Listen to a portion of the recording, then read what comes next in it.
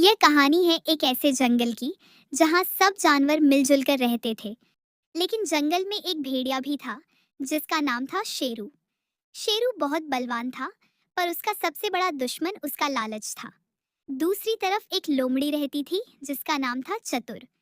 चतुर शरीर से पतली थी, मगर उसकी बुद्धिमत्ता पूरे जंगल में मशहूर थी। वाह, कितनी स्वादिष्ट मछली है। आज तो पेट भर गया। थोड़ा पानी पीकर अब घर चला जाए। अचानक झाड़ियों में हलचल होती है और एक बड़ा सा भेड़िया शेरू बाहर आता है। वह चतुर की मछली की तरफ घूरता है।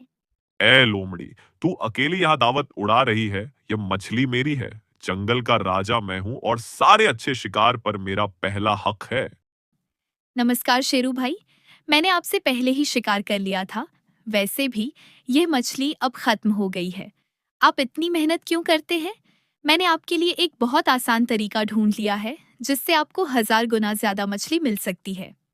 1000 गुना ज्यादा? सच? जल्दी बता, क्या है वह तरीका? मुझे बहुत भूख लगी है। चतुर शेरू को नदी के बीच एक बड़े गोल चिकने पत्थर की तरफ ले जाती है।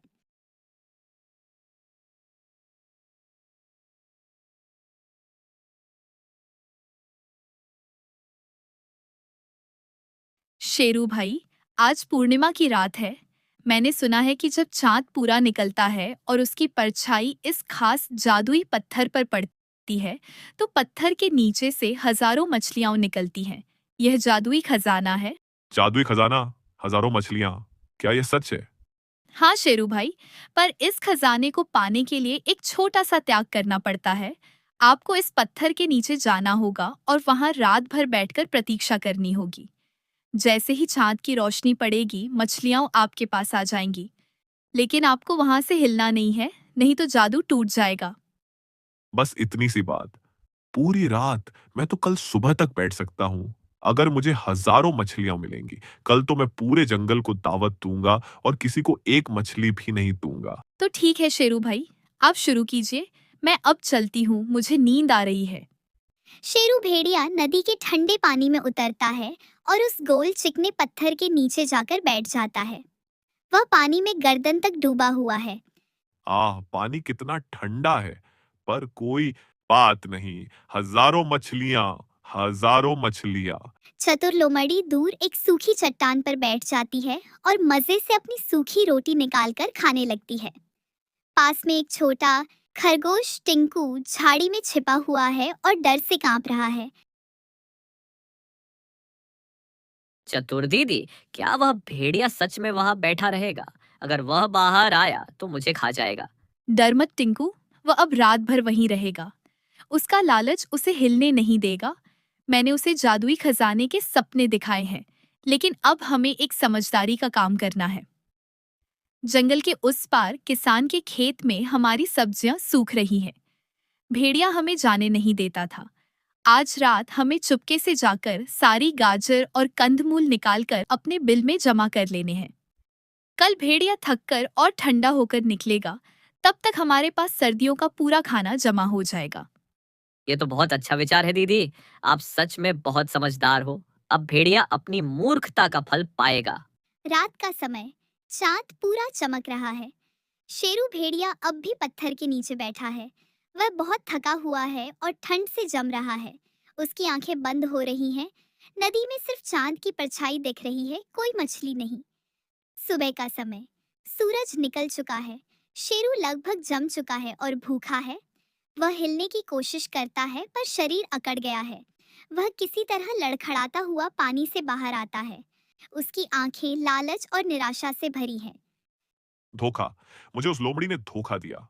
कोई जादू नहीं है, कोई खजाना नहीं है। शेरू गुस्से में गुर्राते हुए चतुर की तलाश में इधर उधर भागता है।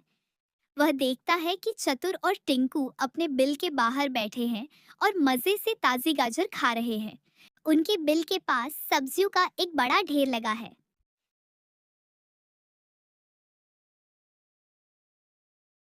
धोखेबाज लोमड़ी, तूने मेरे साथ चाल चली। मैं तुझे अभी सबक सिखाता हूँ। शेरू भाई, क्या हुआ? आपको मछलियां नहीं मिली? मुझे तो लगा था कि आप आज पूरे जंगल को दावत देंगे।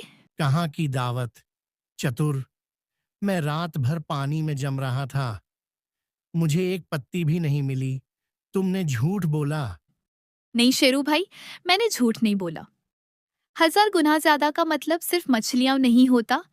मैंने आपको मौका दिया था कि आप अपनी समझदारी से काम, लेकिन आपके लालच ने आपकी अक्ल पर पर्दा डाल दिया।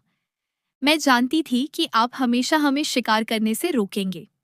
इसीलिए जब आप 1000 गुना यानी बहुत अधिक लालच के चक्कर में ठंडे पानी में डूबे थे, तब मैंने और टिंकू ने मिलकर धैर्य और मेहनत से अपनी सर्दियों के लिए 1000 गुना ज्यादा सब्जियां जमा कर ली। अब हमारे पास सर्दियों का पूरा खाना है। और शेरू भाई, आपके पास क्या है? सिर्फ सर्दी, भूख और खाली हाथ। चतुर, टिंकू, मैं जानता हूं कि मैंने गलती की। मैंने हमेशा अपने बल और अपने लालच पर भरोसा किया, पर आज तुम्हारी बुद्धिमानी जीत गई। मुझे माफ कर दो। मैं वादा करता हूं कि अब मैं लालच छोड़कर शांति से रहूंगा और मेहनत करके खाऊंगा। जरूर शेरू भाई, यह जंगल सबका है। बस याद रखना, लालच एक दलदल है जो आपको फंसाता है, लेकिन बुद्धिमत्ता और धैर्य हमेशा सही रास्ता दिखाते हैं। भेड़िया शर्मिंदा होकर वहां से चला जाता है।